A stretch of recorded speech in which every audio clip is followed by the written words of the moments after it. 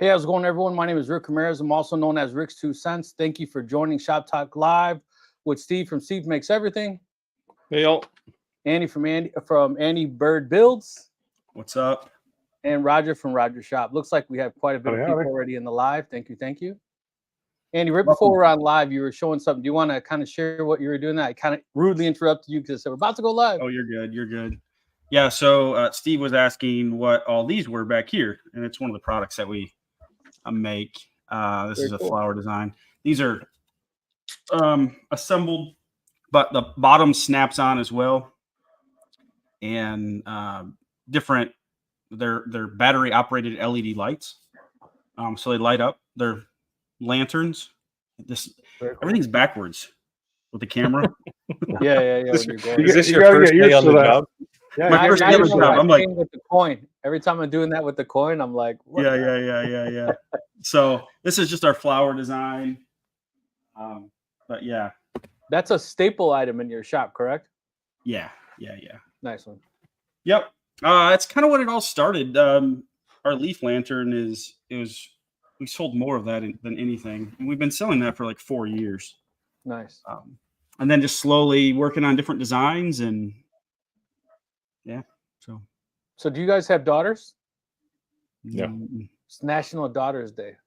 Don't let the gray hair fool you. No girls. I have a daughter, so I said Happy Daughter's Day to her today. So if anyone's a father and has a daughter, you haven't told her, you just got reminded.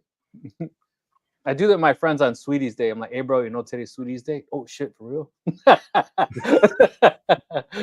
Even though Sweeties Day is a man holiday, Valentine's Day is supposed to be the women. Sweeties Day is supposed to be for men. I've never even heard of Sweeties Day. Really? Mm-hmm. Oh, wow. It's supposed to be the man Valentine's Day, right? Oh, well, off camera, I'll tell you what that's referred to. Hallmark probably made that holiday up. Clayton said, everyone smash that like button. Very cool. So my Atura Laser H10 will be arriving tomorrow. Thank you, Roger, Steve, everyone at Shock Talk Live. Great for a great, awesome giveaway. Oh, you're very welcome. I wonder, it obviously arrives in Hawaii on an airplane, not a boat. Says, hey guys, I can't stay today. I have to take my wife to physical therapy. See if you're still online. I'll check back in and say hello.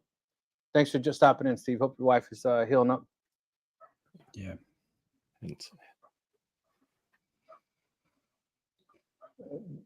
Dad to a 4-year-old daughter sitting with me watching this. Nice one. I wonder if she's excited to watch this. I was going to say I don't have any jack-o'-lanterns with me. I was going to show it so she could see it. I meant to bring one in. I have one sitting on my shelf in the shop. I did a video a while back and make these little, they're only about 4 inches, a 4-inch cube. And they just hold a tea light. Yeah, that's all I use. The only thing is on the inside of mine, I painted them with a white gloss first. Yeah. And then I painted on top of them a yellow. And now that little cheapy 26-cent Amazon light is actually super bright.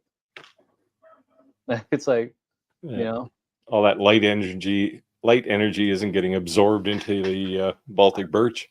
Right, exactly. Because it was looking like kind of like shadowish, not so bright. But yeah. So I've been obviously digging through our lives. And one thing I kind of noticed is that there hasn't been a lot of hot topics on Mr. Rogers 3D printers. So I wanted to kind of bring that to light and say that even if you're not necessarily thinking of purchasing a 3D printer or to make anything, the convenience of actually having one, because just with lasers or CNCs for jigs, right? To be able the idea to just make a custom jig is really definitely an advantage. And just starting out, it's hard to compete with someone like Roger who has 19, 3D printers. When you're there for 6 hours, like, you only need one. I'm thinking if you're trying to sell one and a really big cup of coffee. If you're trying to sell it, most people who are in the business to sell, they don't have one. But a even having 3D printer is not enough though, right? You really have to get into design. So that I can show you. So these things are things I make. I actually have a piece of EMT. All the electricians will know what that is. And I have a frame back here that holds my camera and some lights and stuff. This is the thing I clamp it. It's screwed into the desk. So I had to make a new one because I added another post. But that's the kind of thing you can do. You don't have to go and try and find that thing on Amazon. You can just make your own. Now it took 6 hours to print it, but speaking of Amazon, I think Andy was going to do one of those $99 laser giveaways, right, Andy? Yeah, let's do it. Let's do it. So, I had to go snooping and find I that saw you video. comment We on talked that. about it. And I commented, I found it. That was like 2 years ago. Yeah, the comment that's up right now, I did put a reminder on one of my videos. Even though you have a class 1 laser, if you're going to sit there and stare at that beam, put some protective eyewear on, because if you sit there and stare at that for a while and you look away and blink your eyes, you'll see that beam. That's damaging your eyes. Yeah, and one thing too is like, my son's like a little shadow, right? So it's even worse for them because they're at a different angle. They're kind of like looking up to it. So if you're above it and looking down, maybe you have a lot less likelihood of it damaging your eyes versus a little kid looking down, shorter than looking up. Quite often, even on a so-called class 1 laser, you'll see a bit of light escape through where the door meets the frame. Yep. The Creality F1, is that what it's called? Falcon 2 Pro. Sorry, there's too many models. I noticed that on mine. There was just a little bit of a gap there, and you get this little reflective flash of blue light every now and again. It's a little disturbing for something that claims to be a class 1 laser. So for a laser noob, can you explain the different classes of lasers? Yeah, the class 4 laser is the most common. They're just wide open and everything you see. And I'm going to flip over here. This is a class 1. It's totally enclosed. If you open that lid, it'll shut off right now. And and it's shielded, but still there again, if you're going to be staring at that beam I probably shouldn't be showing that. The video is not supposed to release till the 27th. But anyway, here's a sneak preview. Here's a sneak preview. Behind the scenes shot. Yeah. So this is what they call a class 1. It's completely enclosed. And if you open the lid or anything, the laser will shut off. On class 4, it's just everything is just wide open. And you can, you watch the head go back and forth and etc. Right. Yeah, so there's 4 levels, and basically class 4 is like it's trying to kill you, and class 1 is it's trying to actually not kill you, and 2 and 3 in between are varying degrees of that. I think the big difference is that if you open the lid, it shuts off, right? But regardless, if it's enclosed or not, you should have safety. Right. Safety glasses. Yeah, if you are staring at it for a long time. Right. Gotcha. So 1 is just, I guess, has more open frame. Class 1 is more like built-in safety features. Yeah. Like, well, yeah. The basic goal is there's no way for the beam to escape the box. See the open frame? There's no protection. Yeah. But then you'll do something like this and put an enclosure, but it's still open frame. Like here's an open frame class 4 cutting right there. So there's nothing there to shield that blue light. I mean, you can see it flashing around on there. Yep. Yeah, I had to break another laser manufacturer's heart this week because I just don't review open frame lasers anymore. I've always seen I've seen those classes on there, and I just never. Yeah, it just, when you guys were talking about it, it never struck me of like what actually is the difference between them. Yeah. So, now the one thing you do have to be careful about, to get class 1, there's an actual certification that has to happen, and it's in the US. It's recognized by, I don't know, Department of Standards and Measures, whatever they call it down there. But you'll see a lot of Chinese laser companies well, laser companies in general, we won't pick on just the Chinese, but they built almost all of them. They say it's class 1 because they've self-certified. And probably sometimes that's okay. But, you don't trust, you don't trust the person who made the laser to say, yeah, it's safe, right? You want someone else to say, yeah, Right. we certify that this is safe. It's So self-OSHA for a certified. lot of them, when they say it's a class 1 laser and you say, okay, send me a copy of the certificate, they won't have it. Gotcha. The only thing that I would say is that the ones that come with the enclosure, and you can correct me if I'm wrong, it's very limited of anyone I've ever seen that have an extended rail. So whenever they're enclosed, they're small. Yeah, They're not a big workspace. So to me, like personally, I don't care. I don't care if I would rather not it be enclosed, because I'd rather have the bigger workspace and I'll enclose it myself if that's really a concern. Well, I'd rather have a bigger workspace. If you just want a laser with a big workspace, you buy that big blue and white box behind Andy. There you go. Right. I don't know what's the work area on that one. That's the Thunder Nova 35. So 35 wide. That's their like flagship and laser. 24 deep. I think 24. Yeah, 24. Yeah, that's the same. That's the same footprint that mine's 36 by 24.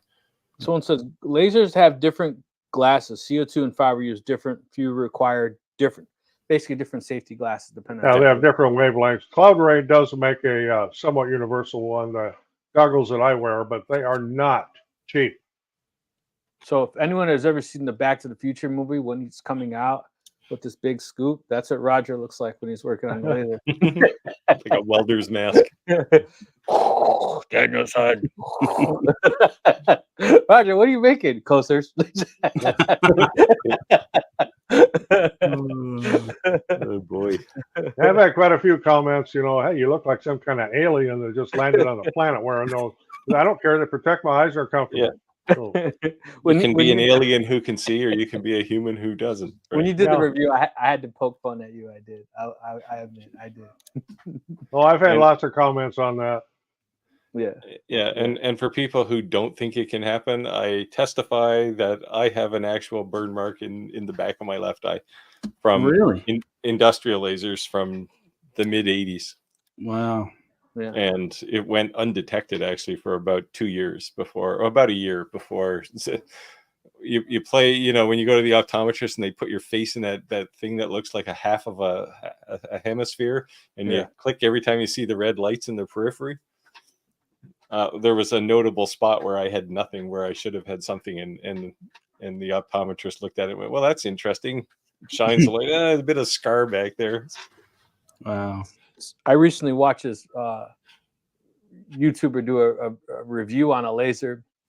He said in his video, and I would have never admitted this, during the review, they had a light above it, and the light hit him in the eye, and he didn't finish the review for like weeks later because he had to have his eye heal because he couldn't see. And even a couple weeks later, he had blurred vision in his right eye, and then he showed like the scan of his eye, like this huge gash across his eyeball, and I was like, yeah, I wouldn't have told anybody that. I would have took that to my grave. Yeah. I'm on vacation for the next 2 weeks. Yeah. That's it, Well, you do have to admit your mistakes. Yeah. This was a CO2 burn. Oh wow. That wasn't even the focus part of the beam. That was the fat piece. I reached through the beam path. Yeah. And I'm not afraid to admit it. It was stupid. The Chinese do that laser branding. I've seen that on YouTube. That's pretty nuts. Yeah. Steve, don't feel bad. I stuck my fingers in a table saw blade, so. Was it a saw stop at least? No, it wasn't. Did you lose the finger? Can you still count to 10? No. I still got them. Nice. It's one of the reasons when I'm using a table saw, I don't bring the blade up much beyond the surface of the material, because you figure if you touch the blade, it's not going to cut your finger off. You may get a good cut, but you're not going to lose a finger. Yeah, I do the same thing. Me too. Yeah. Dave, And that's actually what saved. That's why I still have my fingers. Because if I would have cranked it all the way up, Yeah. Yep. Yeah. I think people don't understand too is when you crank it all the way up, like you're not hitting the blade the same. There's actually a reason you'd want to be there because it's hitting it in that carbine part, right? You don't want to hit it in the arch. You actually want to hit it in the sharp part of that blade. Like at the tooth. Yeah. Yeah. Yeah. David said, I'm going to give my laser to my grandkids, but I don't want to give them anything that's going to ruin their vision.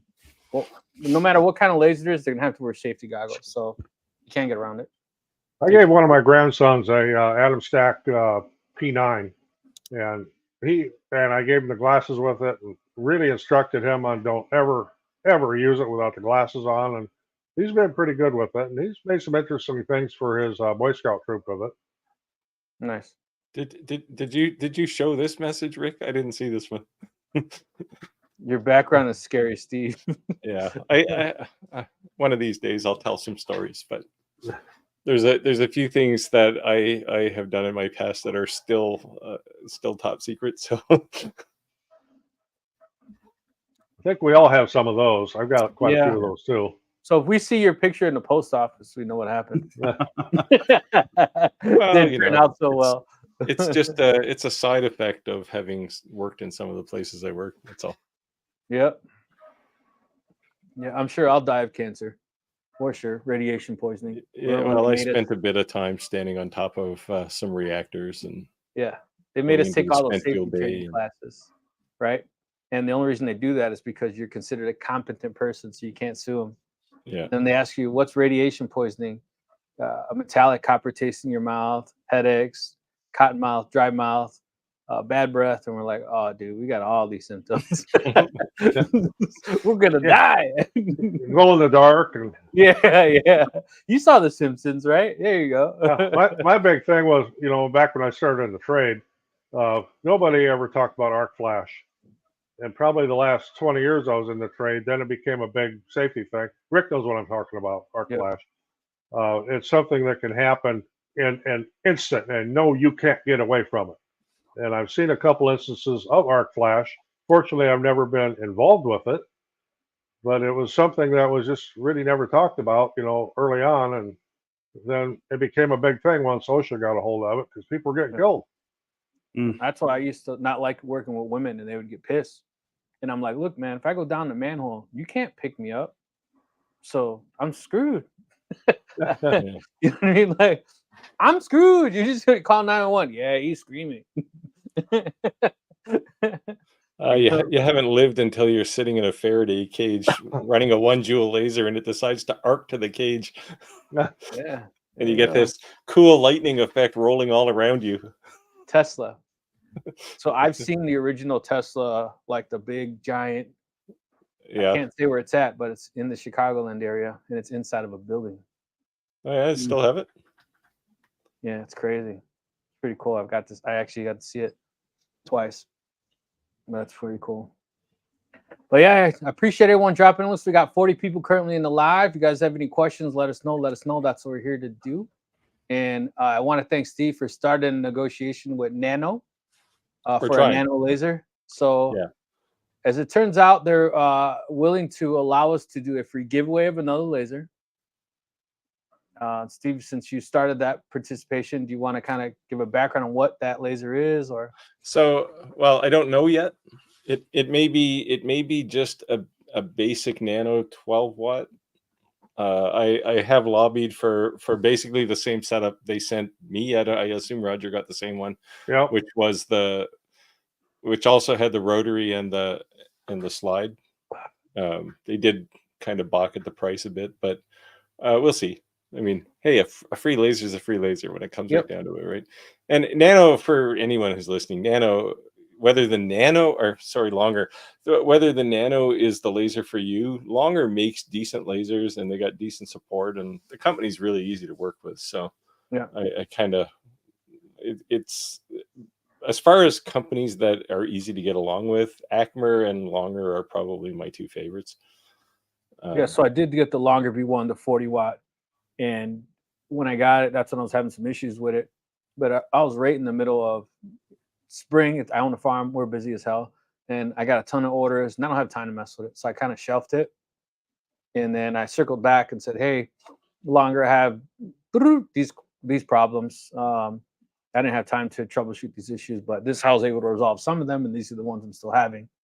Do you have a resolution for them? Man, not only did they give me a resolution, G code, all kinds of stuff, but even sent me, and I haven't watched it yet because it was like 3 o'clock in the morning yesterday.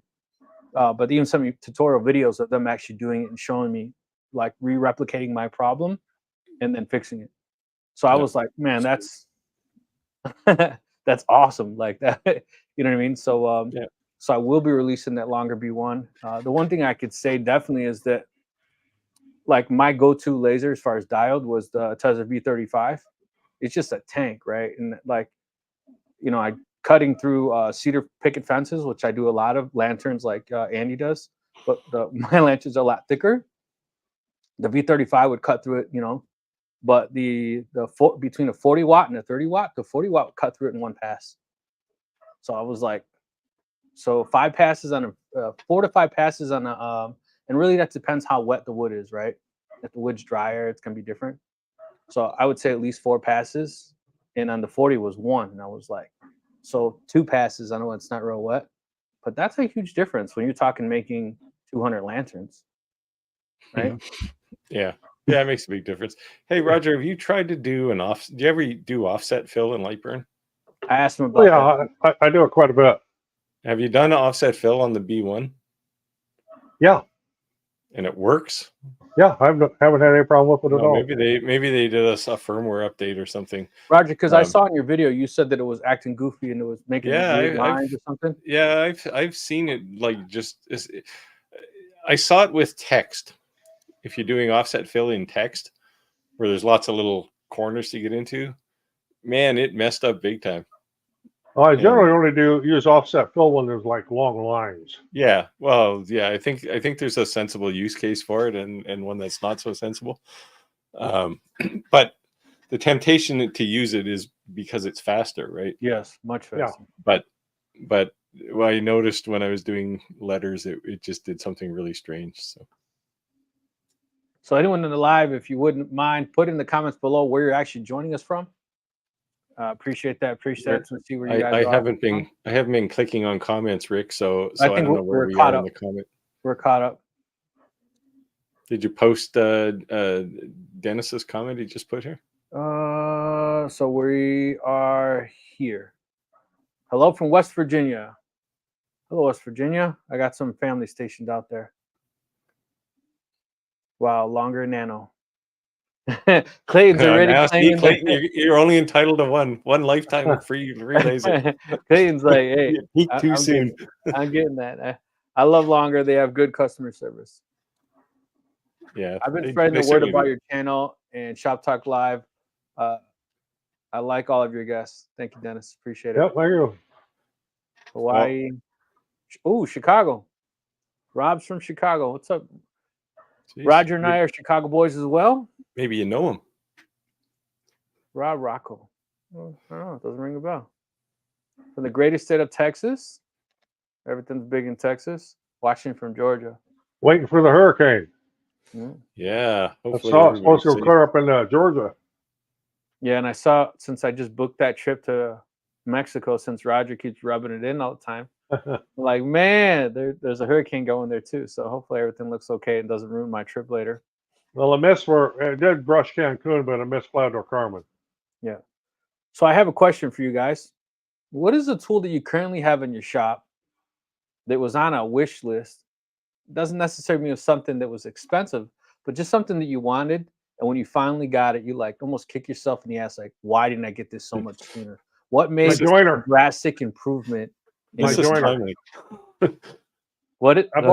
Everyone's happy to answer that. It came all at once. So mine's my joiner. I bought a Grizzly joiner, which was kind of a basket case from a guy actually out by Chicago. I drive up and get it. And I did a complete rebuild on it. And I'm like, why didn't I have this like 20 years ago? It's such a time saver. And when I'm doing glue ups, it's definitely one of those things you don't use often, but when you use it, there's just no other tool that can do what it does, right? Yep. So for me, since this is such a timely thing, because about 3 years ago, I bought a Craig pocket tool, Nice. And it sat in a box, still with the tape, like it was still sealed. And 2 days ago, while I was building the cabinets in my workshop as part of my upgrade, I thought, wait a minute, I have a pocket tool somewhere, and I went and got it, and it's like, this is the best tool ever. Oh, yeah. And I mean, love it was cheap, right? It was definitely cheap.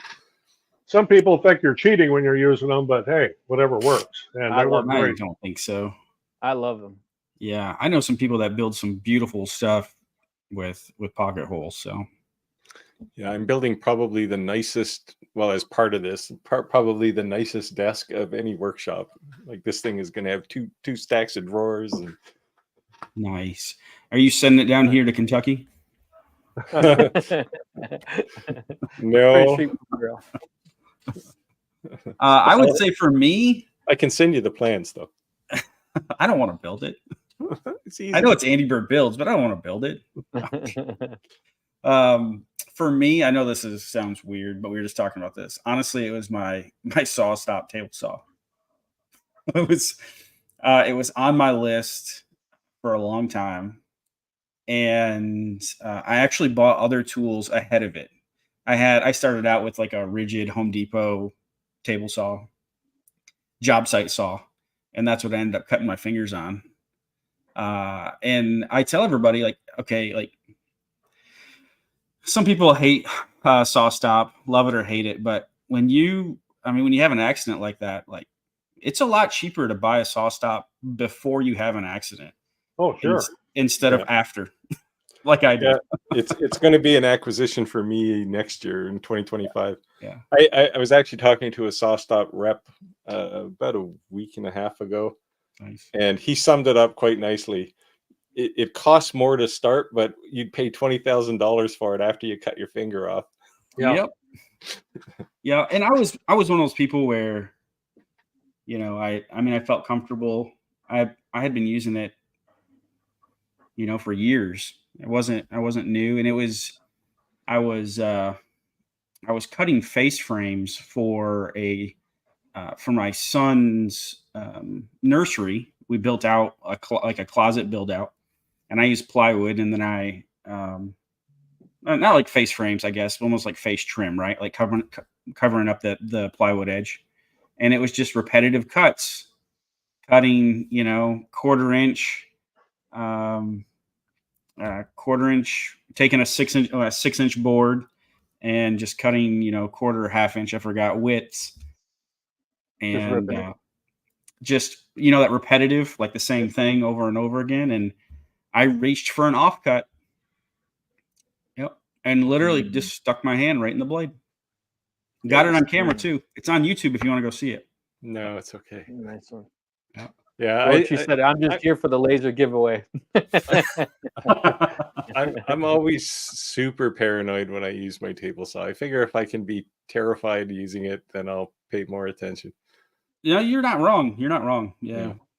With me too, like I had ear protection on, I had eye protection on. I was using a push block, and it was my offhand, and it was just that complacency.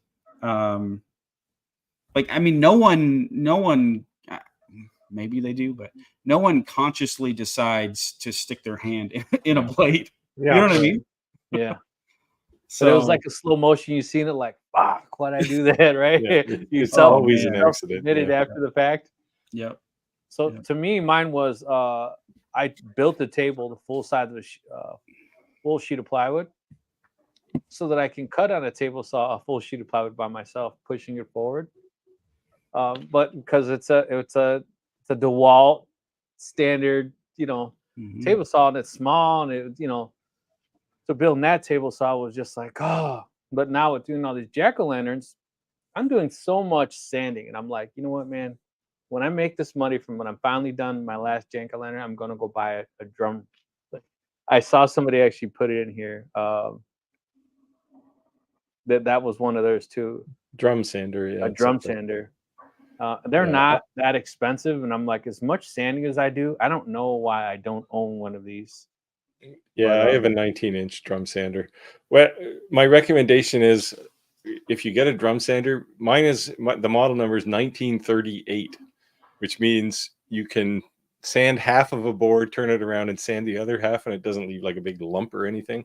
Make sure you get one of those, because then you can do big stuff, right? I don't get what you mean by that.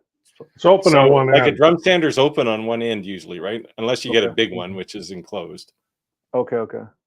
If it's open on one end, then you can turn the board around and sand the other side, just turn it, like not flip it over, just turn it around end for end. Oh, I see what you're saying. And then you can sand the other half of the board. Okay. Get one of those. It's another one of these things, you won't use it often, but when you got a 25-inch piece of wood that you want to sand, think chessboards or something. Right. They just don't fit in a typical drum sander. So okay, so the side's open. The side's open. The part that's not being sanded, so it's run off the side. Yeah. Okay. Yeah. Like the motor's on one end and the other end is open. Okay. I got They're a little hard. Those ones are a little harder to get true, like to make sure that the inside of the motor end and the open end are the same thickness. But you get them set up right, and then they work perfectly, and then you get this extra capability. The only thing that's a pain is changing the sandpaper on them. Really? I don't. It takes me like 10 seconds. You get it nice and tight? Yeah. Yeah. Man, I always struggle with it. I don't know if my fingers just don't work, but I always have a hard time with that spring-loaded, like holding that spring-loaded end. And sliding it in and holding it tight at the same time. Yeah, I don't know. There's a skill there. Third down there. It's a skill you can grow. See, I'm changing all the time, right? Because I'll start with 80, then I'll go to like 120 and 220, and then I'll eventually get to a palm sander. But it doesn't take me long to change them. Alex said he follows 3 out of 4 of us. We're all here together. Wow. He's excited about that one. Wait a minute. Who doesn't he follow? All right, Andy. Now you need to spill your beans. What's that? Alex, he only follows 3 of the 4 of us. So 3 out of 4 of you guys. Now you need to spill your beans. Andy, you say Jay Bates video where he gets some serious kickback from a bandsaw. Crazy. I didn't think it was possible. I didn't watch that video, but I did see he had an accident. Yeah, not necessarily. I don't know if it's an accident, but something. An event. What's that? Call that an event. An event. There you go. Yeah, I have those here once in a while. I know Daniel.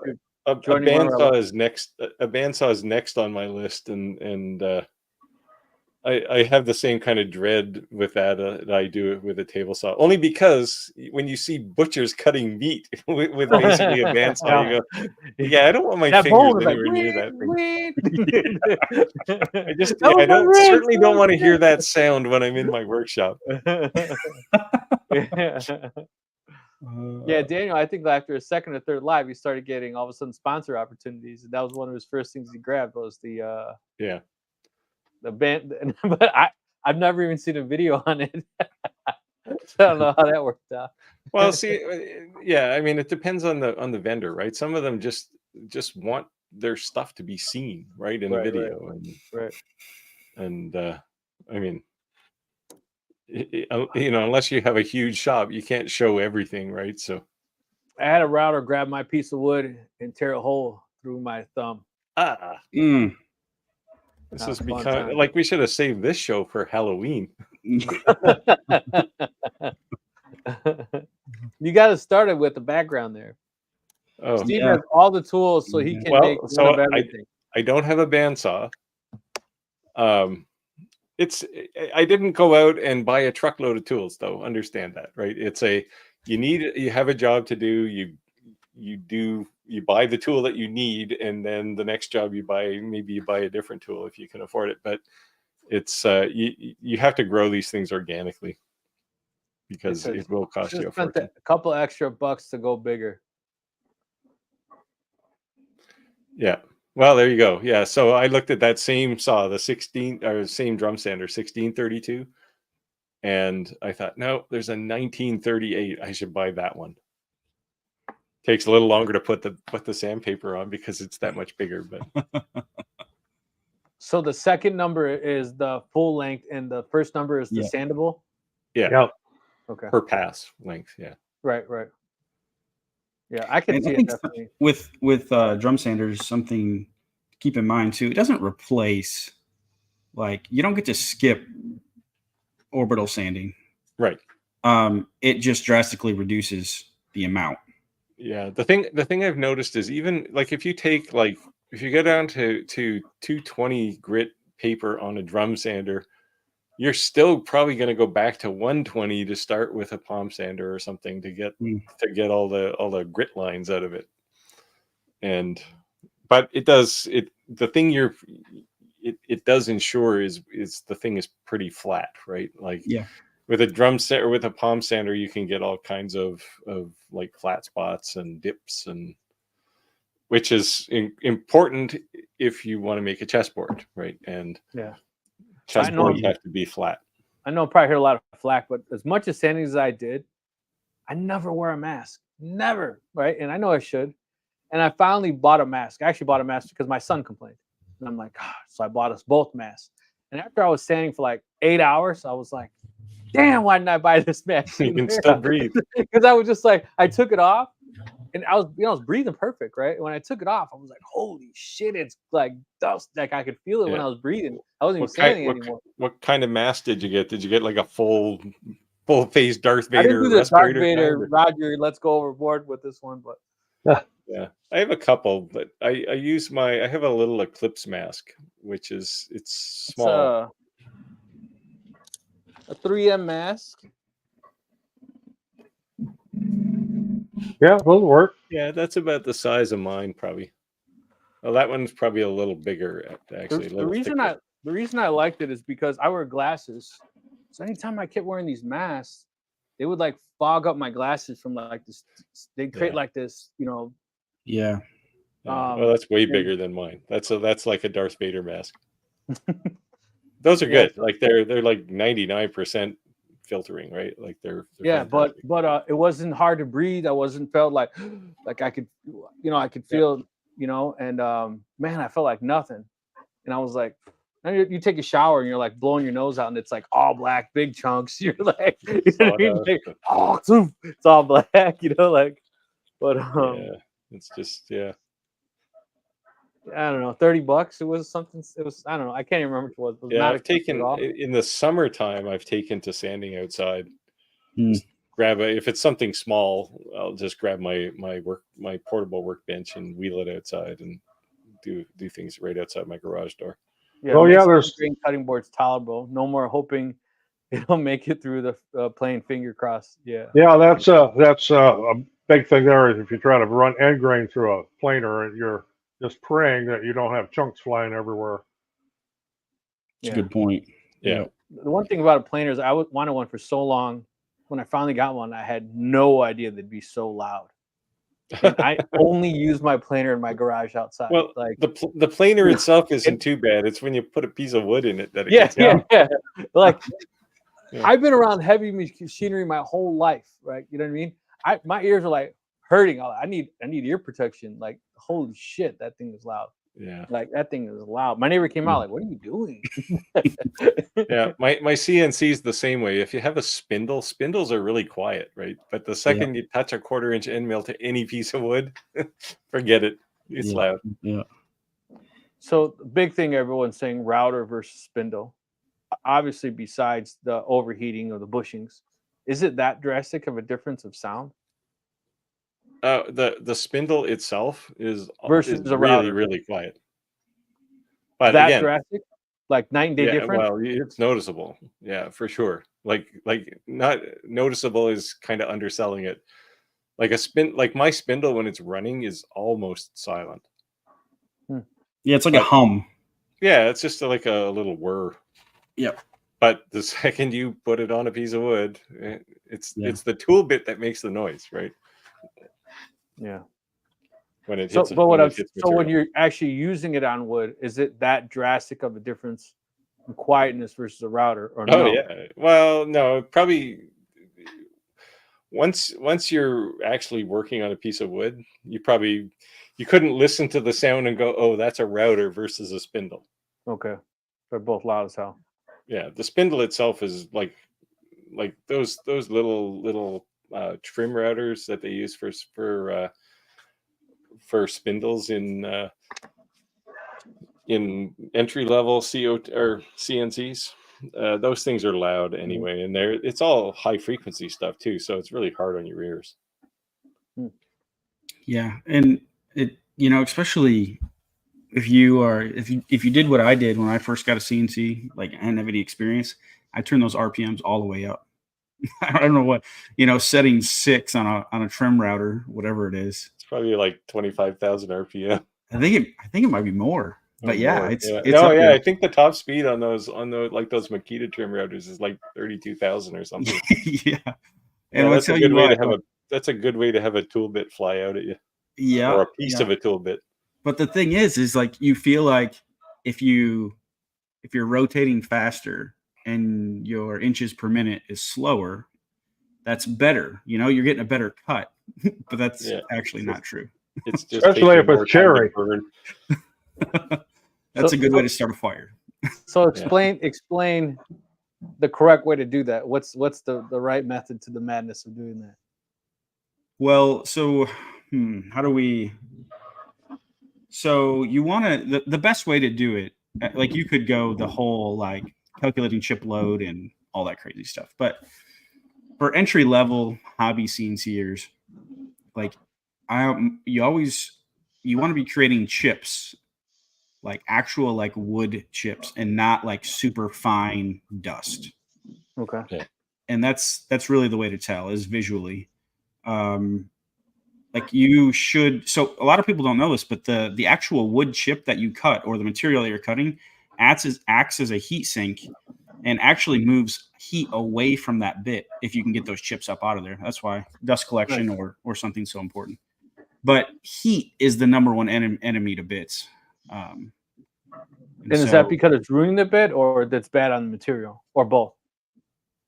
Both. Yeah, but if we're talking about bits, like quality of cut, you can get a quote unquote quality cut with poor, like not optimal speeds. And it'll be harder on the bit. The bit won't last as long. It'll dull faster. Maybe not quality results, but acceptable results. The other thing to do is to pay attention to the specs for the bit too, right? Because if you have maybe a flattening bit, you shouldn't be turning that thing at 20,000 RPM. No, you shouldn't. The little blades that are somehow magically stuck to the bit may decide to fly off. Yeah, especially if it gets hot. Yeah, the larger the diameter of bit, the slower the RPM should be. Yeah. Yeah, the same old true with a router too. For those that are playing with routers, larger the bit, the less RPM you want to use. Yeah, I wouldn't be cranking that at 20,000. You probably got to go pretty slow with that thing. Yeah. Look at it says. White side. Ooh, 24,000. Oh no. So what's the diameter of that? What's the cutting diameter? It says 2 inches. Yeah, two and a quarter to 3.5. So what's the recommended? 12,000. Yeah. Yeah, it drops pretty quickly. Yeah. Yeah, but then if it was a 3/4, it says up to 24,000. It's a half inch shank too, right? Yes. Yep. Yeah. So the beauty of a half inch shank is it's stronger than pretty much any piece of wood you're going to put it on. Yep. So if you just want to brute force something, use a half inch bit. if you have a spindle that can hold it. So what I use that for, and I wasn't pushing anything heavy. I was telling you guys I replicated some old John Adams casing, from 1865. So rather than buy a Cove bit, I just took 3 separate router bits and put it on the table, and then put it all together, and I made it. So that was for like just a straight pass to come down. But yeah. The scariest bit I've ever used was on a router table, and it was a 1/2 inch flush trim bit. I just cannot. I don't know. I don't. It just terrifies me. We never answered this question. The D1's a good laser, and if everything else works on it, just upgrade the module. I've got 2 Easel D1s. Yeah, and they're good machines. So I would say this is my opinion. We always say if you have one, you have none. And if that's your only laser and you can afford to buy another one, depending on how much cost savings, then weigh that out. Yeah, the thing to consider is replacing the laser module in something like a D1 Pro. You're basically paying 80% of the cost of the laser just to put a new module in it. Well, that is true in some cases. And maybe you just want to buy another laser, right? Right. Well, figure that out. Like sometimes what I've recommended to people is sell that one and buy a new, just buy a completely new one. Even if you buy another D1 Pro, it's probably going to be a better deal. And then you can take the money you made from this one and chuck it in there, and it probably ends up cheaper than the laser module. Right. Plus everything else is brand new, and you've been putting hours on that other one. Yeah, well, there's always the wear and tear thing. Yeah, I don't know. I mean, I don't know if anybody gets really emotionally attached to a particular laser, but you know, at the end of the day, especially if it's an open frame laser, it's a bunch of extrusion with a laser module and a couple of stepper motors, and you might as well just buy a whole new one if you can budget for it. Yeah, because it's probably going to end up cheaper in the long run. Sell this one. That's why I said just check the cost. You know, but at the end of the day, if it's what you can afford or you cannot, then you got to do what you got to do. Then nobody's, you know, that's what it boils down to. Like, hey, I can't afford to. But then also, there's also a thing that's like, sometimes it's worth waiting.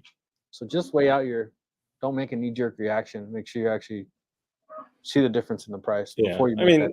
Certainly going from a 10-watt laser to anything else is going to be an upgrade, right? Yep. If you're going to like a 20 or a 30 or even a 40, but you're going to see remarkable results no matter what. But I think just buying a laser module is going to be pretty expensive compared to just buying a whole new laser and selling that one. Willow Tree said, stick around. These boys give away free lasers all the time.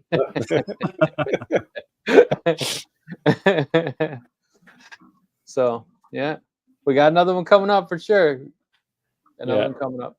Hey, did you hear anything back from Momport? Yeah, they got all pissy with me. Me too. Yeah. Really? Yeah, so they offered me 100 to 150 watt CO2, and then 100 watt. I'm sorry, 100 or 150 watt CO2, and then 100 watt MOPA fiber. And then they're like, "Well, what about doing a 30?" I'm like, "Come on." Yeah, that's exactly what they did with me, and I said, "No, sorry." Yep. So, like people have specifically, and I mean, you see it here in the comments too, right?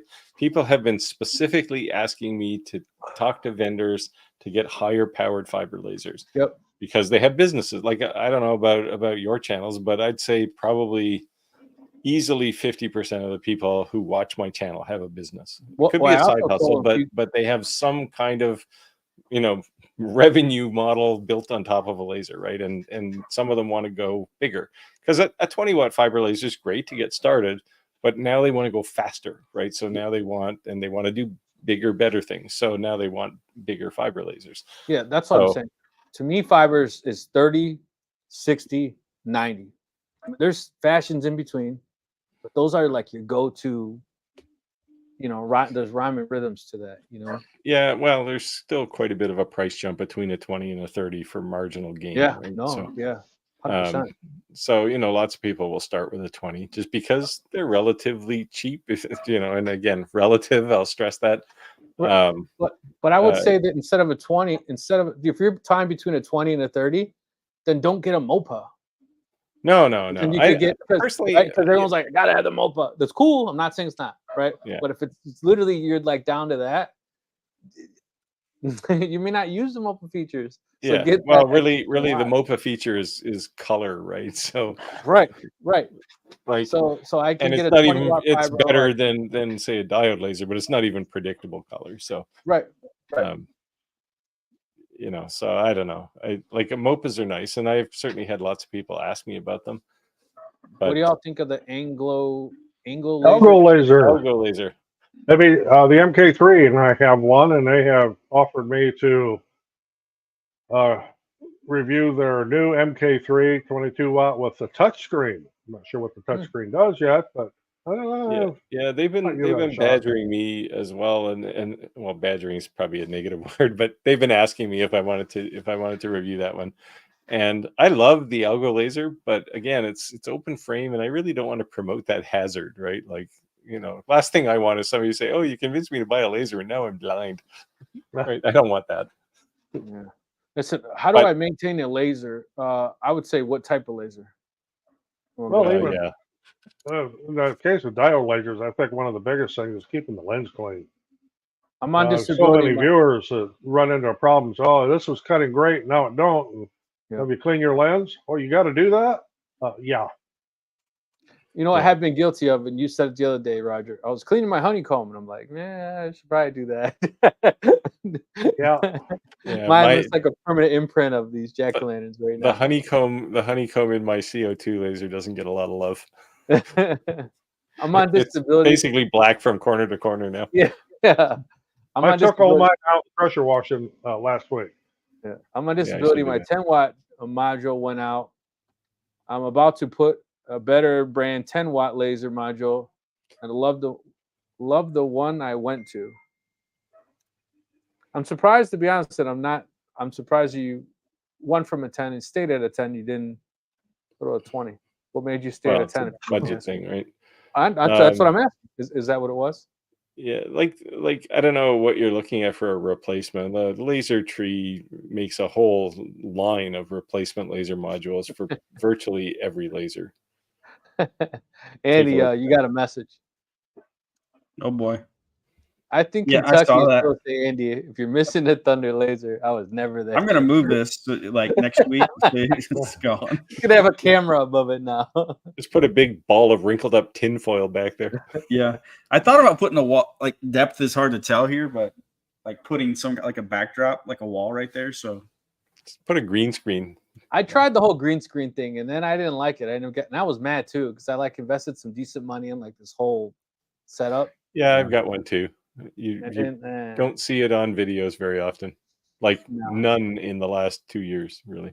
No, I thought it would be so cool. It takes me back to when I spent most of my life on video calls, right? And it's like you see people with green screen backgrounds. And it's like, okay, you're annoying the crap out of me. So, and then I thought, well, you know, my logical conclusion for that was, well, I'll get my own green screen, but I never use it. It's actually rolled up in my workshop, and it comes down behind my workbench. But he's doing the Matrix. We know why. Yeah. Waiting on Willow Tree to give a free laser away. Is Willow Tree going to give a laser away? That's awesome. It sounds like he's going to take my laser or my Thunder and give it away. All right, Willow Tree, you heard that. Our subscribers want us to give a free laser away. If you're watching, hit us up. Yeah. I have a this is why I approach a longer too, right? Because they're really trying to get some traction on the Nano, and it's a nice little laser. And so I had a conversation with them and said, hey, you know, we do a weekly live stream, and it helps us, and it can help you if we, you know, get together and do some kind of a giveaway. So it looks like that they want to do it in November, December. They're still talking with the marketing team because that's their two, Christmas promotions. Yeah, it's the Christmas Black Friday and there's two big names. I forget what it is. So we're working on that one. I have to refresh with the Acmer guys too. I mean, I would love to give a P3 away, because that is by far my favorite diode laser right now. All right, Johnny, including everyone who's in this live, we've been blessed to be able to bless others. I would say, Lord bless me so I can bless others in your name, right? So it's not like, we're so cool. People open doors for us. We're able to open doors for other people. If there's a laser you want that's beyond your means right now, but you want it and you'd like to see us give it away, go ahead and write the manufacturer's name and the model in the comments below. People, watch this, people. And if the manufacturers see a demand that you guys want to see it, maybe we can make that happen. But we can't make it happen if you don't speak up. Asking you shall receive. So you gotta ask. You gotta ask. Yes. You can't say, "Hey, I didn't get it" if you didn't ask for it. So Yeah. do us a favor in the comments below. We're saying, "Hey, I'm a disabled veteran. Hey, I'm retired. You know, I can want all I want, but I'm working within my means." Understandable, 100%. But if you could have a free 99 and money was an object, what do you want? Put it in the comments below. Let us know. I'll bring up the next one here. Hey, Where do I source materials? Well, believe it or not, like like if it's plywood, almost always a local hardware store. Home Depot, go in any Lowe's, go to any of these places. You'll learn which materials work well and which ones don't. For acrylic, I found a new supplier, local kind of, hush hush kind of supplier that sells acrylic really cheap. I'm sure it comes off the back of a truck. I don't know, but it works well and it's cheap. But there's lots of places that sell acrylic, and you'll probably even find places locally if you live in any kind of a reasonably sized city. There will be some supplier for acrylic. I Now, would say this acrylic, too, of that- course, if you have a diode laser, you're only buying black. But Right. yeah, I would don't. say big box stores get a real big bad rep when it comes to wood, especially Home Depot, right? Yeah. And I would say it's not the store, it's the manager. Because like I live in Oswego, Illinois. I don't care if you know where I live because I tag in my videos all the time. So if you watch enough of my videos, you find out. But if I go to Home Depot in Oswego, man, it looks like, here's a piece of wood. You know what I mean? I'm like, what the hell is this? What the hell is this? They have even a leak in the roof, and the wood was full of mold. And I told them, you do know, like, mold gets in the wood, gets in a 2x4. If someone will put that in the house, like it can spread. Like whatever these, you got to throw this out, man. But then I go to North Aurora, and I seen this kid. He's like 17 years old, and he's pulling all this wood off, and he's turning the wood. And I'm like, what are you doing? Because he's got purple spray paint. And he's like, oh, every so many days, they make us flip the wood. And then we go through the wood, and if anything has a bow, we spray paint the ends purple, and we put it in the middle of this lane. I'm like, every so many days? He's like, yeah, at least once a week. And I'm like, holy crap. I'm like, can I meet your manager? What is he? A Marine. He didn't even have to tell me he was a Marine. So he started walking up to, I already knew. You know what I mean? He meet the MO right here. Like, I already know. So I introduced myself to him, said, hey, man, thank you for doing this. This makes a huge difference in building stuff, finding straight lumber. I don't have to keep doing this through half the pile. And I'm not that guy that just leaves the wood a wreck. If I go through it all, I put it all back, So in fact, I can just go in there and grab wood without spending 45 minutes. So what I'm trying to say in the long-winded response is, if you went to Home Depot and it sucks, Home Depot's like gas stations are in every quarter.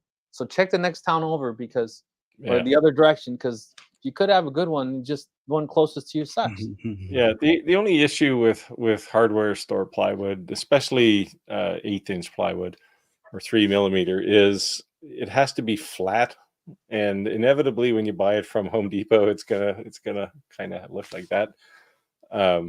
Just bring it home and lay it down I lay mine down on the floor and put a bunch of weight on it for a couple of weeks, and it straightens out. Steve said, Nancy, why is the P3 your favorite? Oh, that's a kind of a hard question to answer. It's a nice laser. Like everything just works the way you would expect on that laser. Now I have the 48-watt one. They also have a dual diode, like blue diode IR version, and I think Clack has tried that one, and I see he's lurking in the shadows here. Yeah, saw that there. That one, it's lower power.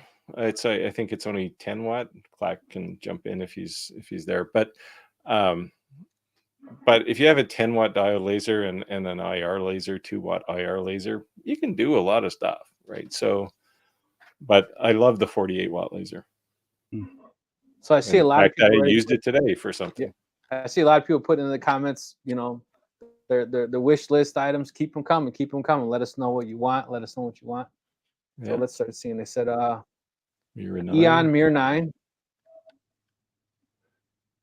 An Acemer looks like the awesome laser. That's just Clayton trying to convince me to give it away. A girl can that dream, was right? staying in my shop. Sorry. Omtech 60-watt fiber and a Monport 60-watt. I would love to have let you know how that laser is, but like I said, they got weird. They got weird, right? Monport. They're watching. I know they're watching because they already talked to me last night. Well, actually, no. Sorry. Before Omtech gets on my case, they were I think they were okay. There was somebody else. Monport. Omtech is okay. Good for Omtech. Monport has gotten weird with me lately. I've been talking to them literally since the beginning of April, and it's we'll send you one. It's next day, and then they kind of bailed and said, "Well, I can have you can have this laser nobody else wants." It's like, what's the point in reviewing that on my channel? You're not going to sell any, and I'm not going to sell any for you. I can have Eon laser here tomorrow. But the problem with Eon is they want me to sign an all exclusive rights. I think it's 3 years. I can't do it. Jeez, no. The F1 Ultra is a nice laser. They did well there. Clack says, "I'm soon to be retired." LEO. An Atlas 4x8, 150-watt bed CO2. He put in the LT. He says the old Capo 5.0. He doesn't wish for much, does he? Hey. Well, you got to. We didn't mention CNCs. We've never given away a CNC. That'd be pretty cool. That would be cool. That'd be cool. So, what's your wish list on a CNC? Let's see that. Monport 55-watt disability. Don't want or need a big one. Just can't afford it. See, that's what I'm saying. 2 jobs saving for a 40-watt. There you go. Oh, the B1. The B1's a good laser. Yep. I use the hell out of it. Yep. Yes. I also take a signed Andy Bird laser.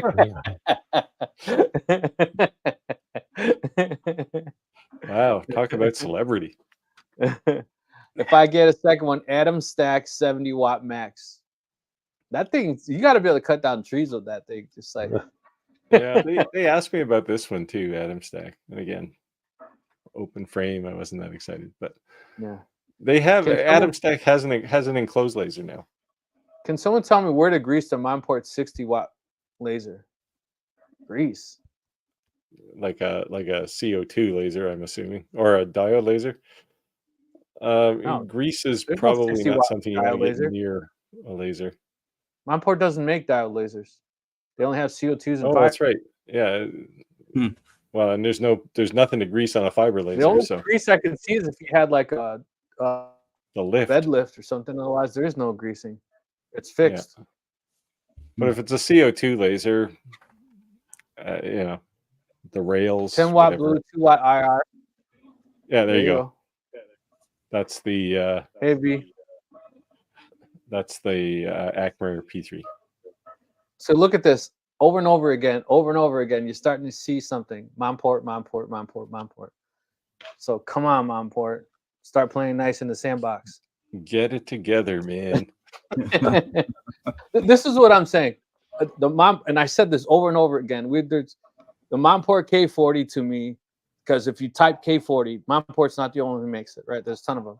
But the Monport K40 is like a pre-modded K40, meaning everything you would have done to the K40 you bought, it's already done. So cool. It has the upgraded motherboard. The only thing you're definitely going to want to change is the gauges. 100%. Oh, yeah, because they'll go to hell in about a week. But the only thing I kept beating to Monport is like, dude, put air assist in it.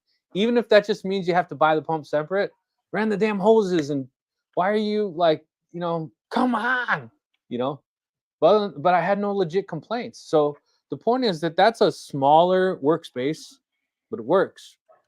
So now the next level up, I think, is you're out of a hobby stage. You're really definitely in a business area. So people are going beyond that, like, they're ready. Yeah, like I said, anybody who's asking me about fiber lasers is saying, I need more power, right? I need 60 or 100 or 80 or something more. Yep. 20 watt. Like I've done well, 3 or 4 20-watt fiber lasers, and people who are just starting out go, yeah, that's cool. But people who are in business say, yeah, why are you wasting my time, right?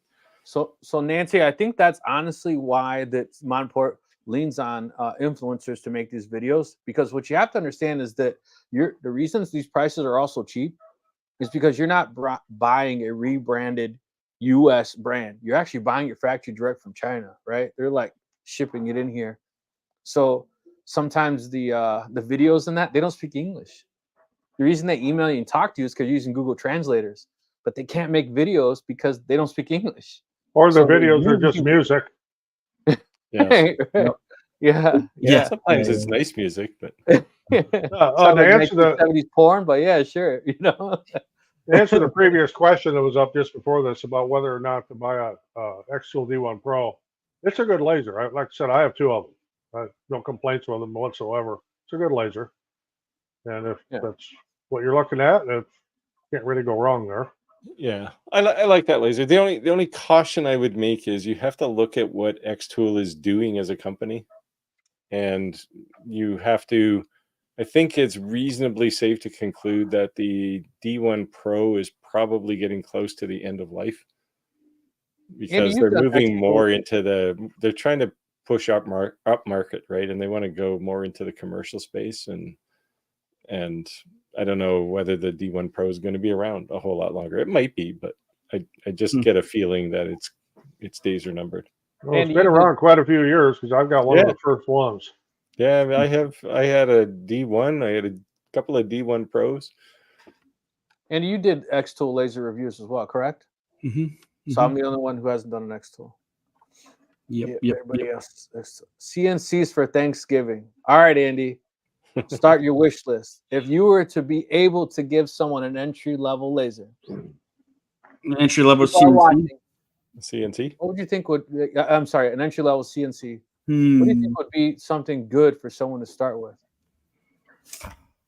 Steve and I talked about this last week.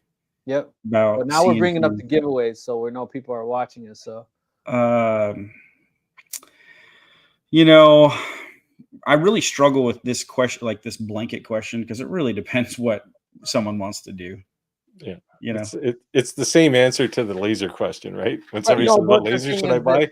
It's the same. The answer is the same. What do you want to do? In a way to say that like money wasn't really an object, right? So if you said like, you could start off with a badass CNC, and maybe it's even an over purchase because you weren't ready, but like, you know, what'd be something you wouldn't outgrow right away that you think like you're gonna have some long-term growth with the CNC? Maybe you bit off more than you chew. Maybe it's more than you need. Well, I think you just swing for the fences. Then, if money wasn't an option and you're going to overbuy, go get a shop bot or something like that. Sell your house, rent one of your kids out. Is that the one that like change the tools automatically and all that jazz? Yeah. So again, there's so many options here. I think you really can't go wrong with. It's the one I recommend all the time. A Shapeoko. I don't think you can go wrong with Onefinity. I don't think you can go wrong with Avid. I don't think you can go wrong with. I just lost it. But I think the major players anywhere in there, they're all roughly in the same ballpark with pricing. When you're just comparing features, you know. Right. But all those companies, it's not like you're taking a risk buying from one of those companies. Wiltree said Avid 4x8, Shapeoko 5 Pro, and Infinity 4x4. Do you see more people going with a 4x4 versus a 4x8? I don't see many.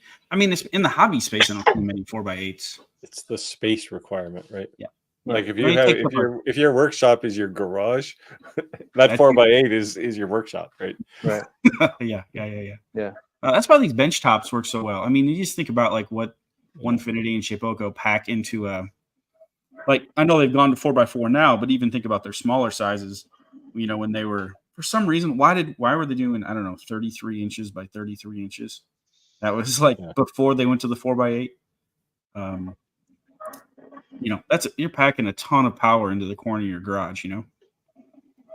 Yeah. Well, now, Nancy, if money if money is an object and you really are just starting out, some of the higher end Genmitsu laser or CNCs aren't bad because you can put you can put a trim router in them and you don't have to rely on those scrawny little spindles that they usually include. Right, Yeah, but I would They're also decent. say They're decent CNCs. I would also say that probably one of the biggest factors is going to be that a lot of people are going to want 110, right? 110 voltage. Yeah, right. Well, it Versus doesn't a matter. They 220 all run. You can plug any of the almost all of those will run on either 110 or Really? 220. Yeah. Really? Yeah. Okay, cool. Yeah. That's cool. You know, one thing that's often overlooked that I will say is people,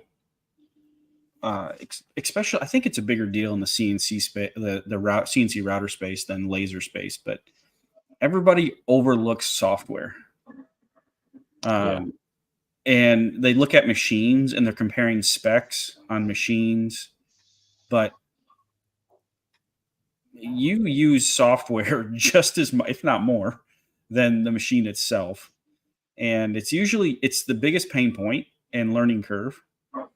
And so one word of caution is if you're going to buy, let's say, a budget level CNC, just put some forethought into software, because you can really make your experience miserable with some of the lower end. Like what software do you use with Jimitsu? Well, I used my VCarve. And I use Carveco. Yeah, Use that's a Carveco? post processor for it. There are post processors for both. Mill Mage is also coming out. That's the Lightburn one. I've tried that with my Onefinity as well. It works okay. It's pretty limited, but it's early days. Like it can't do crazy tool paths like you can with Carveco or VCarve, but yeah. So I guess for me to be more specific, like just make sure whatever software you're using has a post processor for the machine your control software, right? Yes. Yeah. Joe says sounds like a blank check is 5,000, and I've heard that basically a good entry level is 5 to 8. Yeah, 5,000 will buy you the hardware. Well, Shapeoko comes with software, its own software, right? Yeah, I would say if you wanted to get you're not gonna be running a full production shop, but if you $3,000 to $4,000, you can get a very, very capable setup. Yeah. Like entry, I would consider like not budget. That's not a budget option. That is like a solid low entry level. Maybe what's that? What's the smallest that Onefinity makes? I think they have a 24 by. I think they used to call it the Woodworker, 24 by 32. Okay. Yeah, something like that you could get into for $3,000, I'm sure. No laser giveaway. We're wishful thinking. Oh, you shouldn't have told V that. We could have kept her hanging on right to the very end. and so we're speculating on future giveaways for lasers and CNCs. Yeah, we can't give away something every week. But we also are planning, and we do have up our sleeve. I'm not wearing sleeves today, but we do have planned another laser giveaway. We've gotten approved from the manufacturer, working out fine details. But there will be another laser giveaway, and hopefully a CNC soon, since everyone's watching this. But yeah, for sure. For CNC, I've been struggling with software. Went down the rabbit hole with Fusion 360. Currently looking at Vertec. Yeah, so Fusion 360, if you have the paid version, it does allow you to do the cam stuff, but their cam model is so messed up. Like it's just so confusing. So typically, like I'll design stuff with Fusion 360 and I will export it as either an STL file or if it's a flat file, an SVG, and then I'll bring it into VCarve. So look at this. We already have our subscribers change. They know that they're not eligible to win a giveaway without being subscribers to all of our channels. So she was Right. not subscribers to Andy, so she is now. So angry. V, is that an actual typo or? Or are you insulting me? No. She's like, I'm ready. I subscribed already. Angry Bird builds, yeah. So many people have said that, and I think I might do a April Fool's video where I just like smash things. My Shipoko, this is from Clack. My Shipoko with the spindle is good. Dust collector was around 4K. Nice. What size was what Shapeoko and what size did? I think he has a 4x8, if I remember correctly.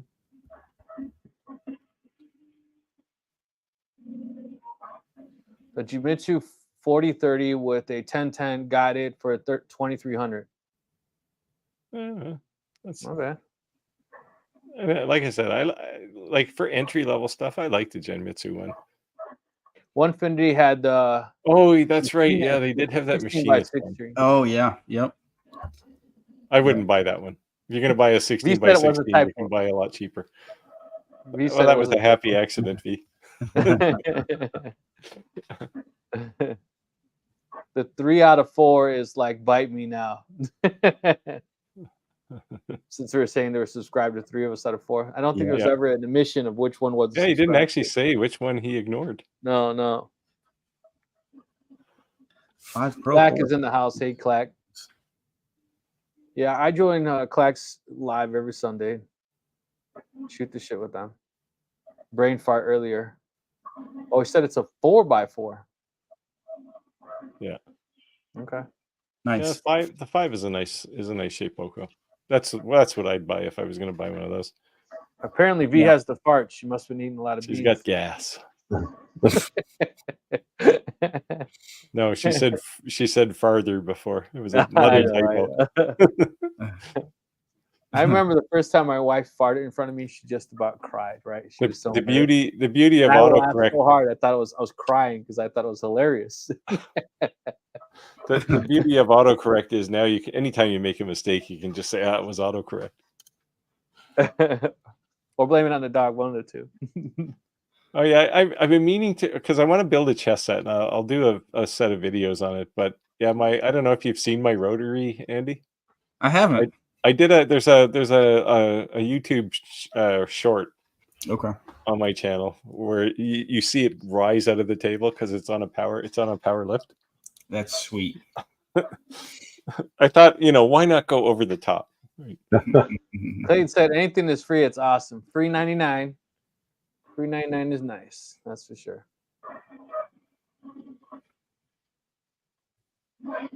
Everyone's talking about crap about the X car, but the best starter machine I had to put together.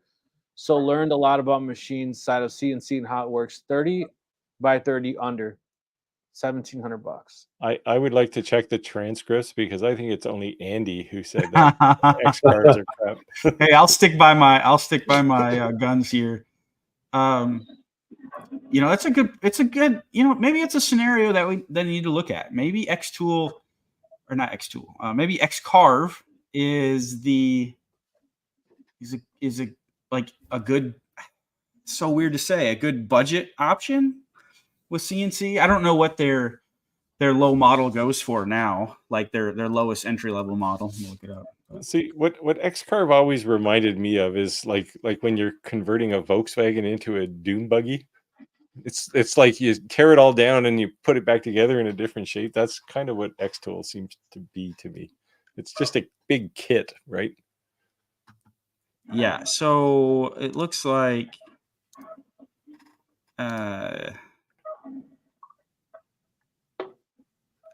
Dennis said I have a DIY custom built 4x4 CNC and I use Shipoko create software. It's free. Laugh out loud. Yep.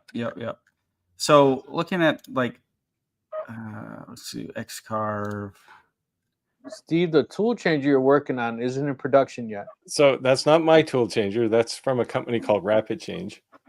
I've been talking to them, and they're actually gonna at some point they're going to send me an 8 tool, one of those. I have a 6 now, and I should have got an 8 when I got it, but they're going to send me another one, because since I've been kind of working with them on getting this running in a Onefinity Elite, which seems to be some real extra hard challenge, they've basically redesigned all of the kind of electronics and software to make it to change tools.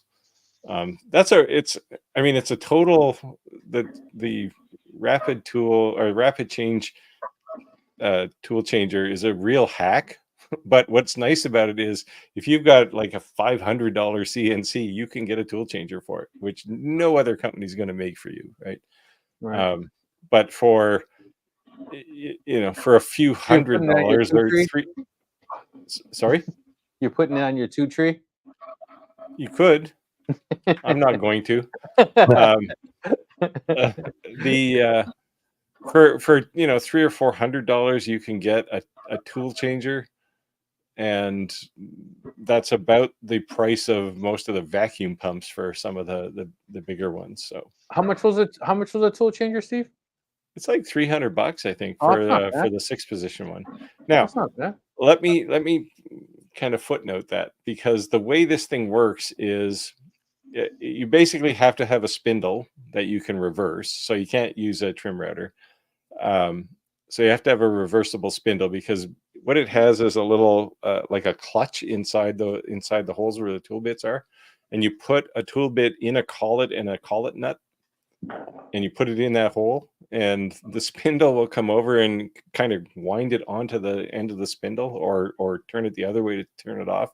It's a little unnerving the first time you hear it, because the clutch is designed to slip when the tension gets too high. So you hear this clack, clack, clack, clack, and but it works flawlessly every time. Like it's so. And my question, well, I had 2 questions when I was talking to them about it.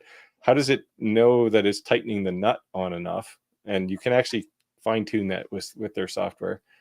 What is this? Because you're basically at 2,000 RPM, you're basically dropping the spindle into effectively something that's trying to stop it, right? But it turns on there in like a split second, so it works great. I don't know. It seems. So you're gonna have to set up a camera in the shop to let us see it on one of these. Yeah, videos. I will. I actually shot again. I think I shot a short that showed it a bit, but I'm waiting for them to send me another one, because they have changed all the electronics since I did mine. But it is nice because it's got this little folding lid that opens when it wants to change tools, and grabs the tool and then closes the lid again. Nice. So you don't get chips in there. So Clack says the X-Carve equivalent to my machine was about $3,000 or more. So I've been taking some time looking at. I'm not an X-Carve user or former user. I'm just observing and comparing. They do it. So the X-Carve, the basic like X-Carve is 29.5 by 29.5 inches. Work area $1,400. Doesn't come with. So here's the question. It's like, okay, let me use my own advice I gave myself. You're not just comparing. There's so much that goes into CNC other than just the machine. And everybody's like, oh, rigidity. Like, rigidity is important.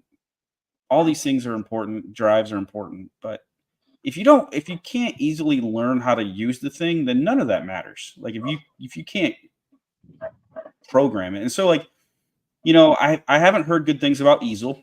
That's their software. Yeah, I didn't like Easel. Yeah, I haven't heard good things about that. And that's cloud-based, right? I think it. Yeah, it is now. Yeah. Yep. And then they kind of restrict because they have Easel Pro, which I just looked, is like you can buy a license for 3 years for $600 for their Easel Pro software.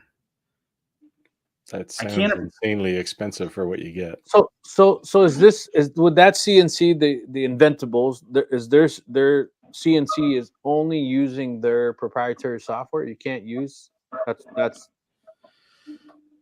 Yes, there is some restriction. I think there's a way, or I think there is a way around it, but I think you are locked in to using Easel. It isn't just like a standard G code thing, and you can create a post processor on another tool. Maybe someone watching. Is that true? I don't know. 100%. I'm gonna look it up, but let us know. There's got to be people here. Someone said the software VCard Pro was more than just the machine. Yeah, more than the machine. Yeah. It can be. X-Carve 1000 by 1000, ran it for 4 years, no problems. Learned a lot from using Easel. Great user group. Yeah, that's one thing that gets kind of underestimated too, right? Is the community as well, right? Because there's the machine, the tool, the software tool, and the community. It's one of the things that I also credit Xtool for, right? They have a big community. Yeah, the community can be almost stronger than the manufacturer themselves because you resolve the issues amongst each other. And the manufacturer. Well, plus, if you need a design, somebody will provide one, right? There's always somebody out there, and Inventables has done that really well, I think. Says Beam Me Up Laser Engraving said everyone defends their machines. They work hard to get even if they don't know it was limit even if they don't know it has limitations, at least we own the machines. Yep.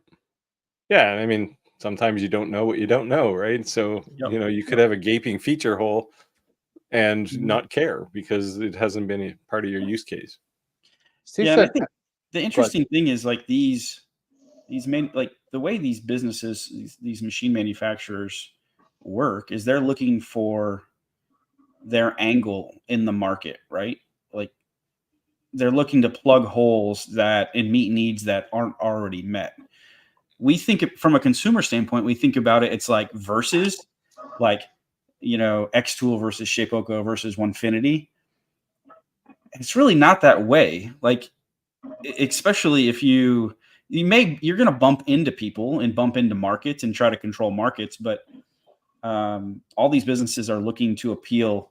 It's not necessarily, it's expensive to appeal to the same customer base as your competitor in the same exact way,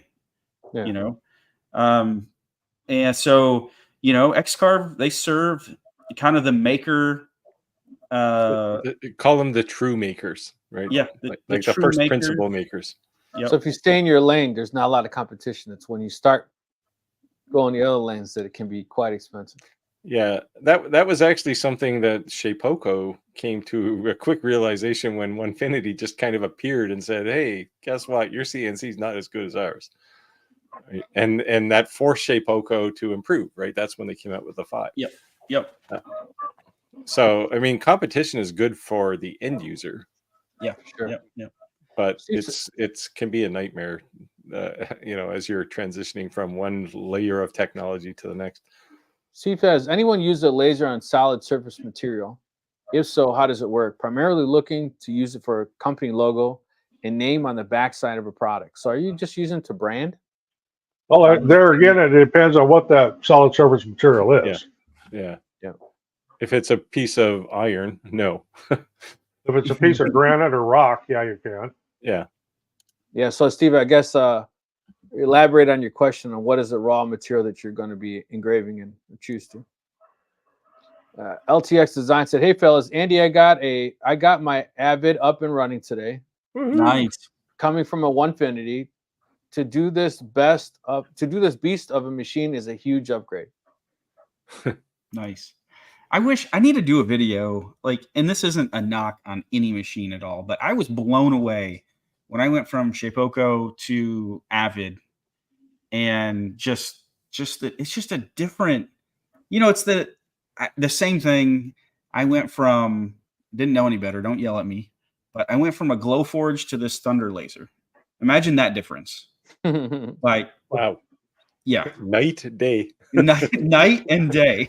And I wouldn't say it was that extreme, but it is an extreme jump going from, let's call the Onefinity, Shapeoko, all these, even if they're higher hobby machines. Let's call them hobby machines. And then Avid is definitely a profession. When you're using it, it's definitely, you feel like a professional level machine.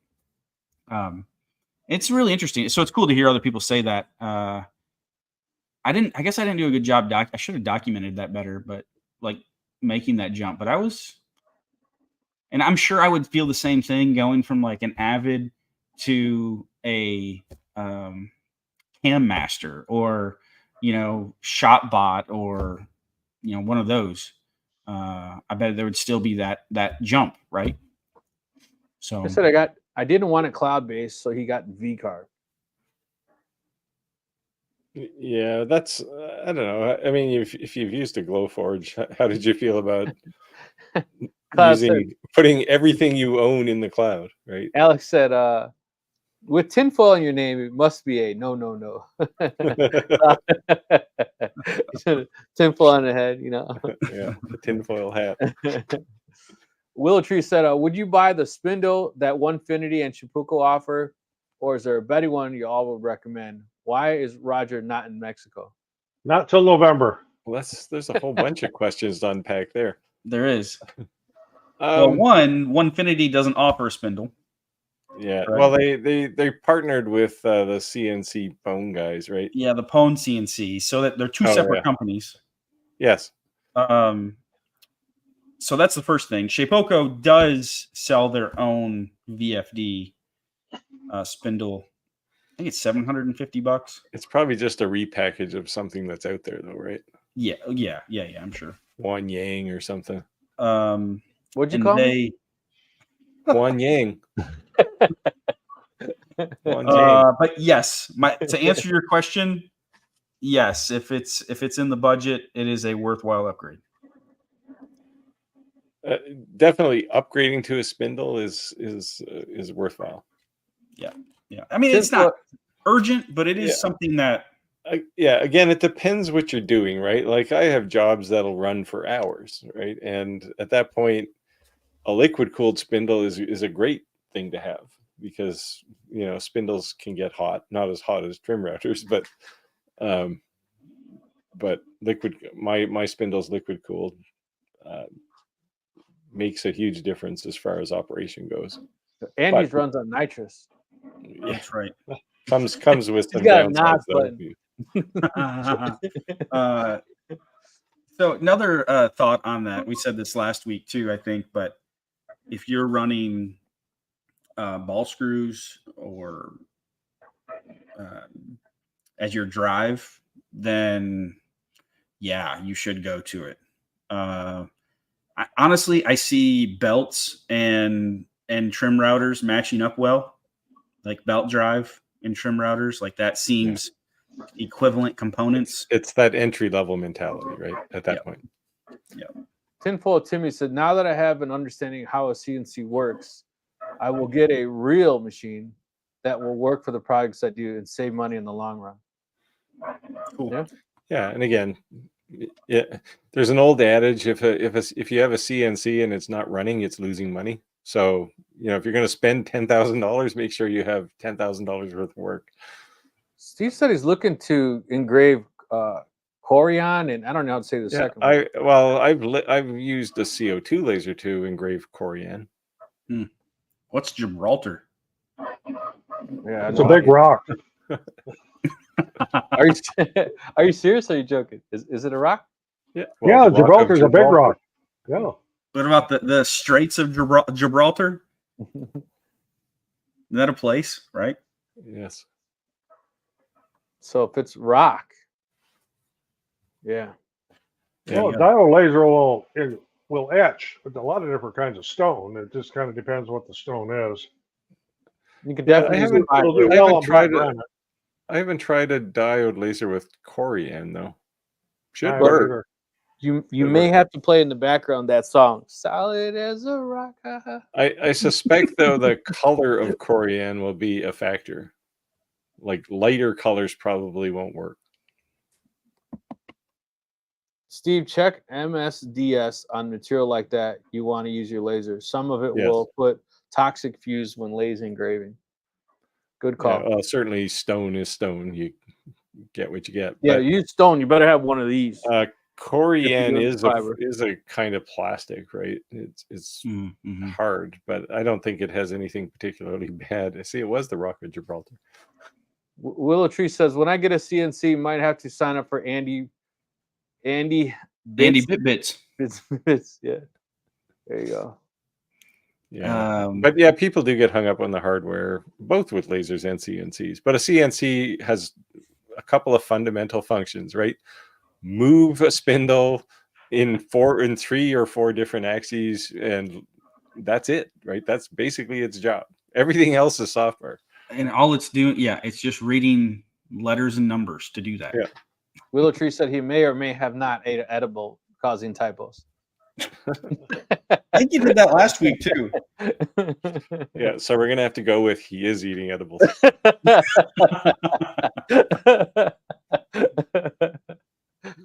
Hey, while you're eating those edibles, go to andybirdbuilds.com and hit like quantity 10 on those bits.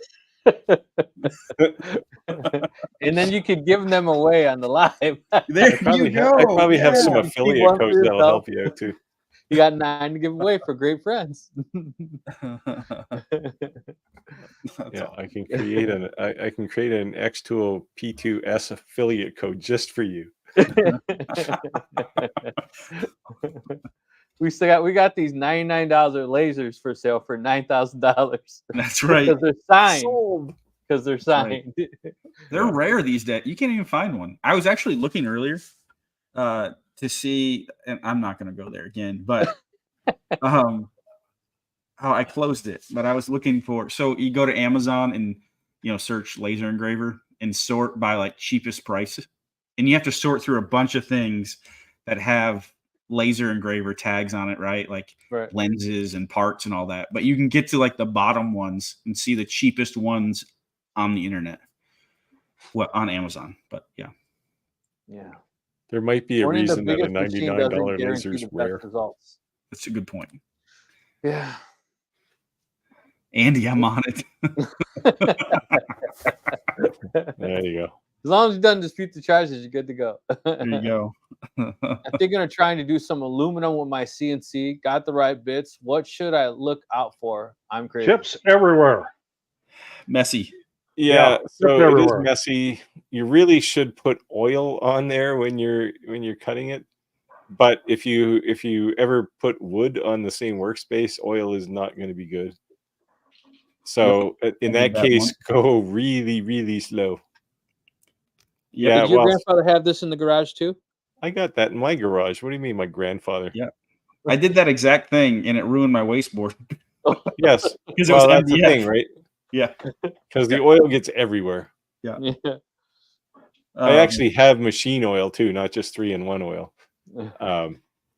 Like specifically designed for machining parts. But I've cut aluminum with mine, and it works okay. But you have to go slow. Yeah. And clear, something that works is that you should do is clear the chips. Because you shouldn't use your dust collection.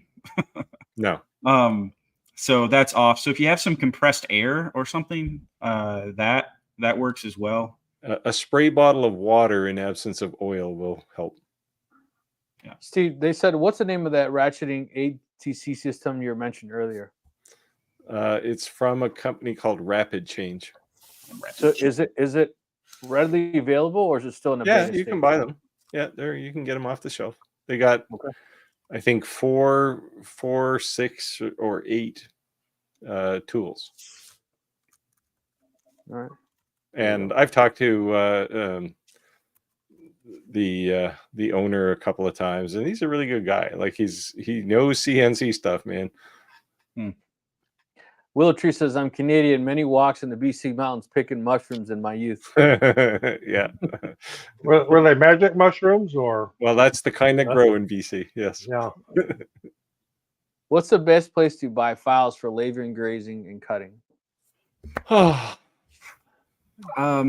Dare I say Etsy, but Yeah, well, Etsy, design bundles. We buy a lot of stuff from design bundles. Yeah. There are companies that'll sell you like 25,000 designs and for $50 or whatever. You can check into them. You know, if you hang out on Instagram long enough, eventually you'll get hit with an ad for them. Yeah. I would also say it's not a bad deal to join these Facebook groups, because a lot of people will share. Like, if you're that's badass, they'll actually, look, you want the file? Surprisingly enough, people are pretty sharing. You know, they're in Montana and you're in California. They're probably not really worried about you stepping on their toes. So I see a lot of sharing, which is, I'm surprised. I thought people would be a little more keep things to their chest. Yeah, I will lobby to say start to learn to design your own stuff too. Yeah, it's not that hard. I can do it. Jeez, so it can't be that bad. Yeah, but you know, when you're first starting off, you may just want to concentrate on one thing, like learning. I get it. but you know, start from baby steps, right? Make a square, right? And you know, work your way up to Fusion 360 if you're doing 3D stuff. Catherine says, can you suggest an inline fan for my X-Tool F1? Just had to buy a new filter and they aren't cheap.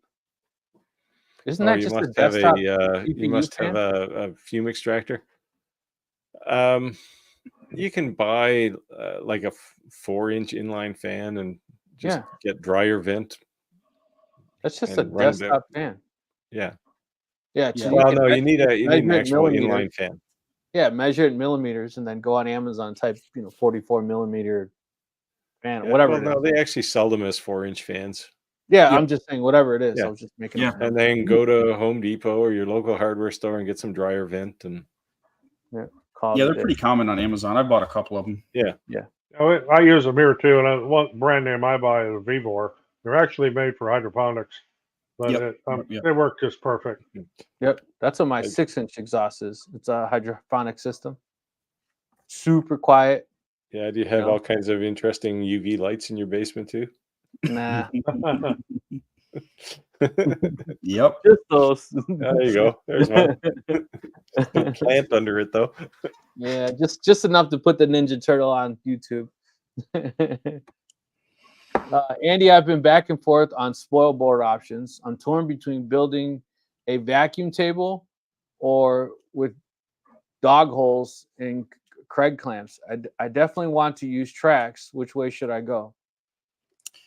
So what are you going to be doing a lot of? If you're going to be using a lot of big sheet goods, then probably, something like a vacuum table will work well. If it's smaller stuff, the only thing I don't like about using like Craig clamps is if I'm picturing the right ones, they stick up. And you don't always know where your CNC is going to rapid move. And you can snap bits pretty quickly. Yeah. If you think it's bad with a bit, put a chuck in the middle. So those are the options. I guess it depends on really the size of things that you're going to be doing. Yeah, I just made my own spoil board in part because I have a thing in the middle of it for my 4th axis, my chuck to come out. But I just drilled a bunch of holes, every 50 millimeters in each direction, and then cut out a couple of holders, like cams and some squares, like some L brackets and stuff. And one thing I didn't think about is there's probably a shortage for lube lately. We've all seen it in the news. Shortage of lube.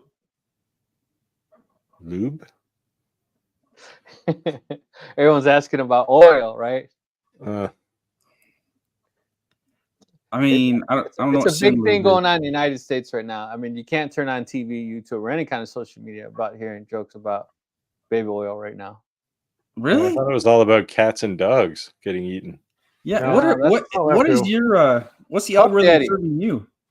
Puff Daddy. They raided his house. Oh yes, yeah. They found like 15,000 cases of baby oil or something. Okay, yeah. So there's all these memes now with baby oil. It's like every kind of lube you can imagine. It's like the new memes. There you go, Diddy. Yeah. The internet moves so fast. It's crazy. You sound like an old guy. You sound like you're like me. I know, right? Oh, geez. Yeah, creative fabric is nice. I was going to say, back to the wasteboard, something that I just thought of is one of the best wasteboard setups I've ever seen is Bro in Wood. I did a video. He's a friend of mine, lives about an hour away. So go to YouTube and look up Bro in Wood. It's Brothers in Wood. Whoa. It's not what I think it is it? I know, right? Or you can just say Okay. Bro in Wood. Because we only have one OnlyFans here, is the Silver Fox. You know? Sorry, I don't want any competition. Okay, bro, keep going. But he uses dog holes with PVC pipe, like 1/2-inch PVC pipe. I use 3/4, but yeah, same stuff. Maybe he uses 3/4. And then Steve, maybe you do this too, but he puts it on like three sides, I think, maybe 2 sides. But anyways, he has these what do you call them? These angled boards. What do you call those things? I don't know. Wedges. A wedge? A wedge? Yeah, wedge. I was like angled boards. Yeah. Wedges, and he drives them in between his workpiece and the PVC, and it works great. Yep. That's cool. Yeah, I use like I have cams, so you can just turn a cam tight, but I'll usually put a wedge in between it because cams almost never reach the material the way you want. So you can go out to the next row of holes and put just a bigger wedge in and tighten it down. I do that kind of thing. I'm gonna do that on my wasteboard here. I was gonna look and see if I had a picture of my wasteboard. I don't think I do, but the Craig clamps I want to use are Kibic. I don't know how to say that. What is it? Inline clamps. Yeah, they're all plastic. Yeah.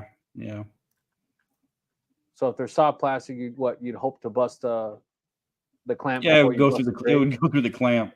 Right. Yeah. Save the bit. Oh, Roger, really looking colorful in your shirts you're wearing. Yeah, I got quite the wardrobe of these. He has paints another them all admirer. Hand painted. Alex said, "No Diddy, no." No Diddy, no doubt. I think Rick ate edibles. Nah, I had 2 beers, but that's it. Long day.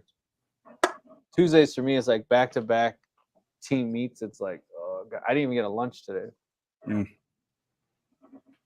I told my buddies I need to buy some mineral oil, and they all roasted me.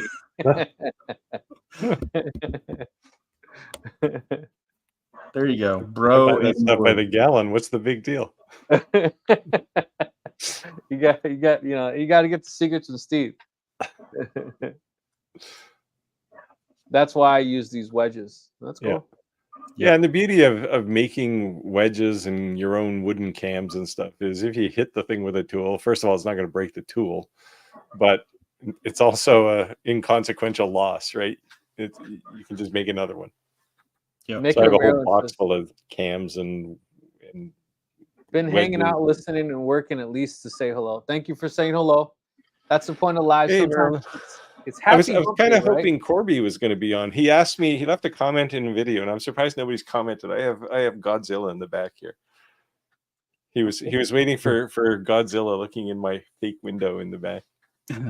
So I went out and purposely found one just for Corby, but he's not here tonight. Steve, is that your green screen? No. I know. That's what I look like on a green screen. If I use upcut, will I use tape or CA glue? Don't you use both? Upcut doesn't really matter one way or the other. Yeah, tape and CA glue, I do that all the time on small things. Yeah. Well, I've done it on big things too, but it takes a lot of CA glue and a lot of tape, so you're better to clamp it if you can. But I have hit those clamps, especially that stick up with the knob that you run in a T channel. I've hit those things with a CNC, and it's not pretty. Alex Nolsmith says, I got an XYZ probe, and I'm looking at how to incorporate it into a CNC. Do you have a 0 probe input on your controller? Good question. CNC spoil board. You guys are awesome. Learned a lot over the years watching you. Thank you for your dedication, time, tips, and a great night.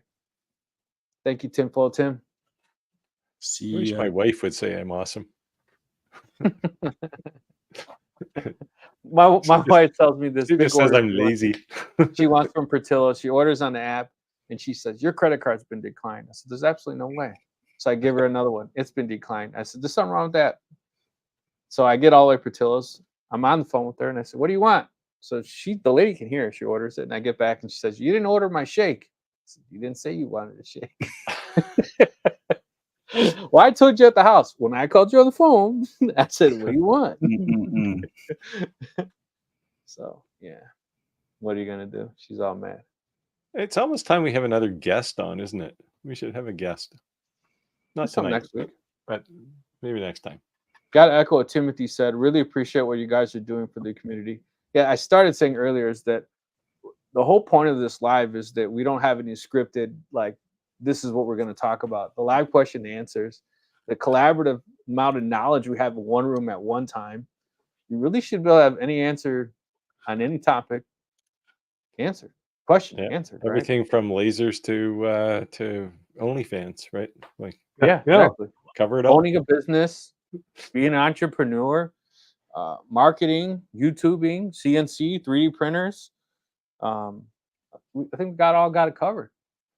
Maybe a little fatherly advice. No, I don't have fatherly advice. Oh, get the occasional dad joke. Yeah, there you go. Yeah, there you go. Is there such a thing as granddad jokes? Because I'll be getting oh those. Man, these going the low blows. Super motivated. No, for me. Motivated now.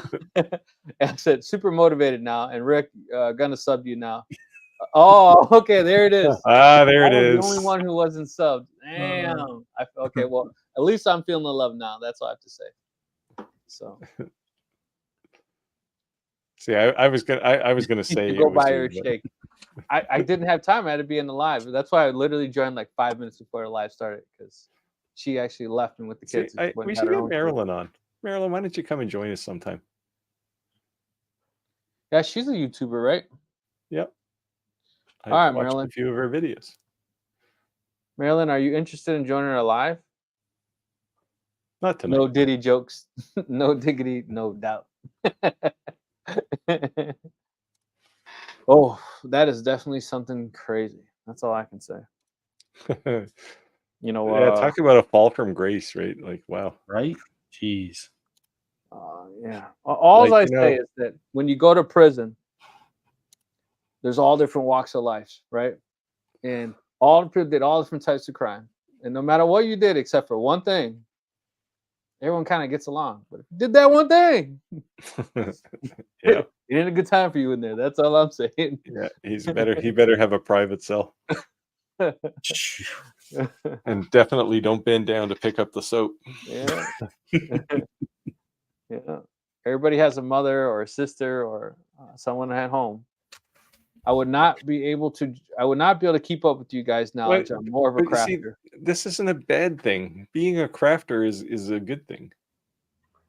Yeah, but what you have to understand too is that not everyone wants to be a business. At the same time too, I even say like that's too crafty for me. I go to these craft shows sometimes just to look, and I see like this crazy ornamental that they think that this Christmas ornament, and I'm like, that is so badass. But I just don't have the time to do that. I couldn't paint that. Like it looks, I'll just pay you the money. Like if I want to hang it on my Christmas tree, I know I'm capable and I have what that's home to do it. But like, I can't. I don't have that in me. So that's not a bad thing. Yeah, I've said numerous times on my channel that I have no artistic ability whatsoever. I envy people who do have that. And I like talking to those people. So, if you're a crafter, Marilyn, you're certainly welcome. I'm happy to have a conversation with you. Yeah. So and Kathleen points out the obvious here.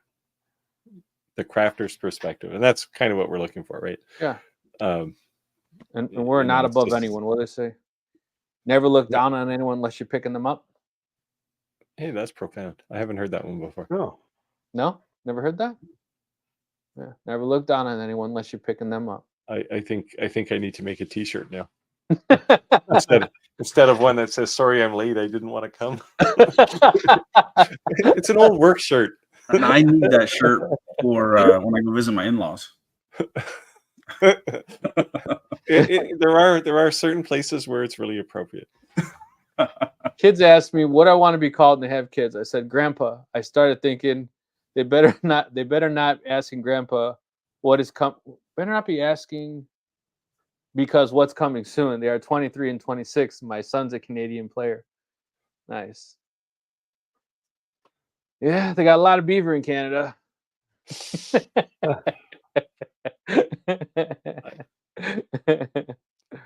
Steve Wow. turning red. We have a lot of loons too, but yeah. I remember when I went to grade school in Canada, there was this kid. He pulls out of his pockets 4 little paws, and I'm like, "What is that?" Oh, my dad caught beaver, and he cut the paws off, and he had them in his pockets. I went home and said, "Mom, why are Canadian kids weird?" Okay, I know of no Canadian kid or any other kid on the planet who would do something like that. So that kid was weird. I don't think it mattered where it came from. Where he was at, yeah. Yeah, never look down on anyone unless you're picking them up.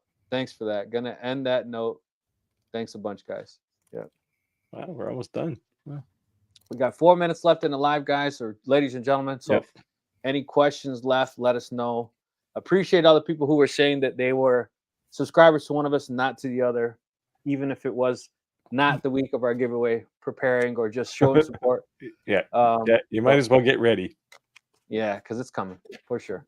And if anybody wants to volunteer and help me clean this place up, this place is a mess. Yeah, and I did a recent redesign of our thumbnail. I will think you guys will like it. So it's I jazzed it up a bit.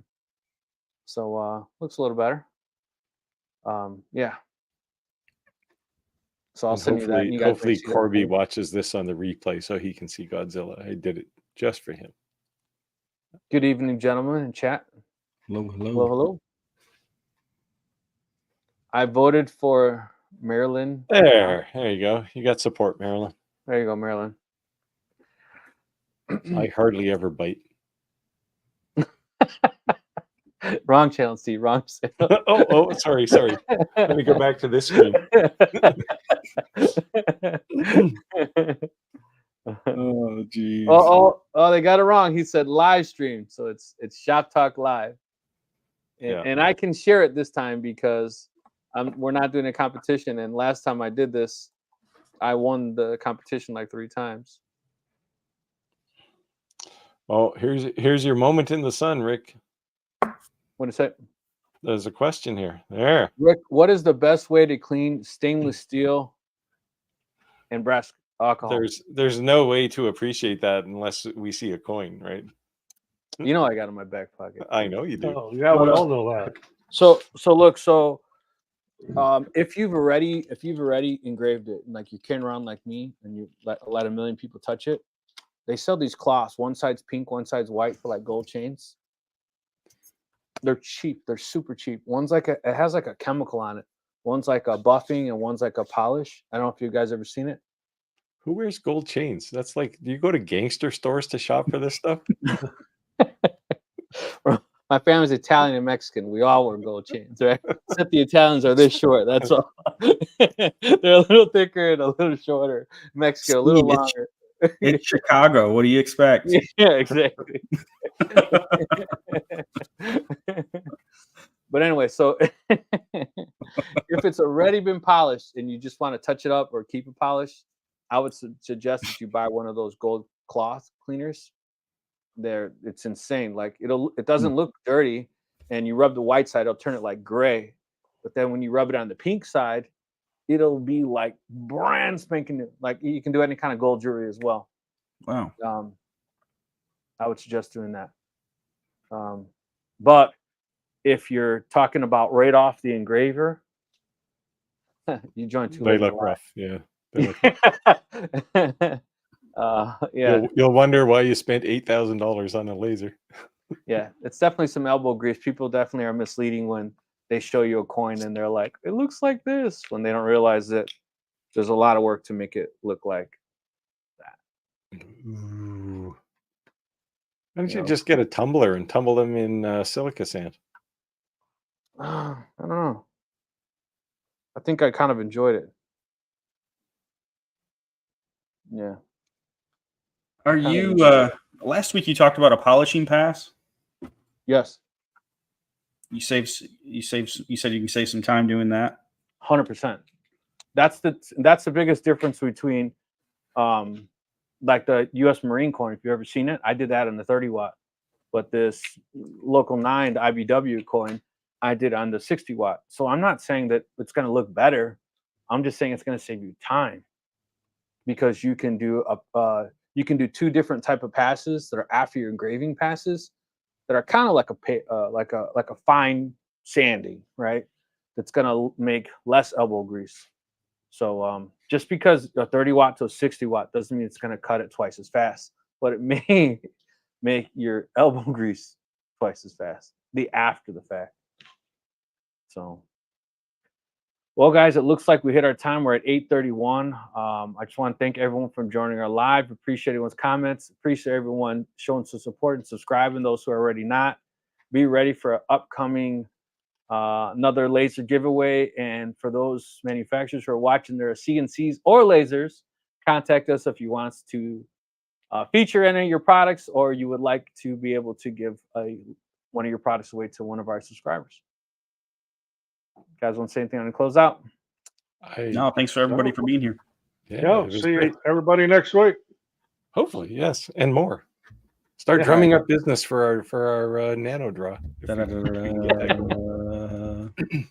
We want 500 people on the stream. Yes. Absolutely. Absolutely.